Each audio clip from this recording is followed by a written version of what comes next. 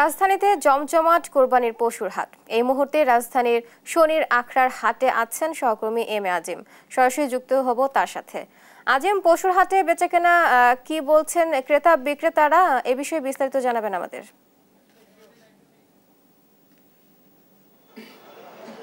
ঈদের ঠিক আগ মুহূর্ত বলা চলে। এই মুহূর্তে আমরা রয়েছি শনির আখড়া গরুর হাটে। এখানে কিন্তু আমরা দেখছি যে প্রচুর গরু কিন্তু এখানে এসেছে এবং এই যে গরুর হাটটি এটি কিন্তু একদমই হাইওয়ের পাশে এবং এখানেই গরুর হাটটির চিত্রটি যদি একটু আপনাদেরকে দেখাতে চাই, এখানে কিন্তু ছোট এবং মাঝারি যে একটি সমাহার বলা চলে এবং এই গরুর হাটটি কিন্তু রাস্তার দুপাশ জুড়ে লম্বালম্বি হয়ে অনেকটা দূর এগিয়েছে এবং পুরোটা জুড়েই কিন্তু আমরা দেখছি যে এখনো কিন্তু গরু নিয়ে অপেক্ষা করছেন বিক্রেতারা। এবং তবে ক্রেতাদের যে সমাগম সেটি কিন্তু বলা চলে অনেকটাই কম। সকাল থেকে আমরা ব্যবসায়ীদের সাথে কথা বলে যতদূর জানতে পেরেছি, তাদের যে একটি ঈদের আগ মুহূর্তে যে বেচা বিক্রির যে ধারণা ছিল, সেই ধারণাটির কিন্তু ভিন্ন চিত্র এবার তারা দেখছেন এবং তারা বলছেন যে ঠিক ঈদের আগের দিন যেই পরিমাণ ক্রেতা হাটগুলোতে আসে, আজকে কিন্তু সেই পরিমাণ হাটে ক্রেতা তারা দেখছেন না এবং সেক্ষেত্রে বলা চলে যে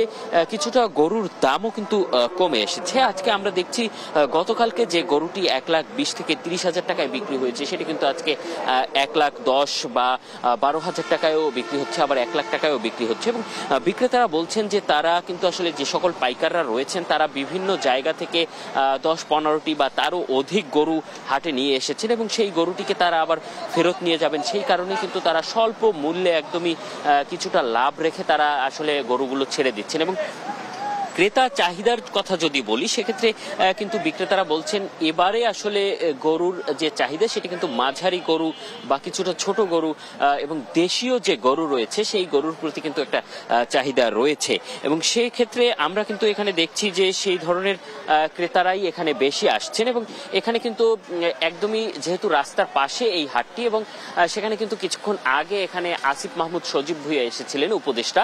তিনি কিন্তু বলেছেন যে এই হাটটি আসলে যাতে রাস্তা বন্ধ না করে, কারণ এই সড়কটি ধরেই কিন্তু আসলে দক্ষিণ অঞ্চলের যারা ঈদ যাত্রায় যাবেন তারা কিন্তু এখান থেকে যাবেন, তাতে যাতে কোনো বিঘ্ন না হয় সেটি কিন্তু তিনি এখানে দেখতে এসেছিলেন এবং তিনি এখানকার পরিবেশ দেখে কিন্তু আসলে সন্তোষ প্রকাশ করেছেন। তো এই ছিল আমার কাছে শনির আখড়া গরুর হাট থেকে সবশেষ। আজিম, আপনাকে ধন্যবাদ।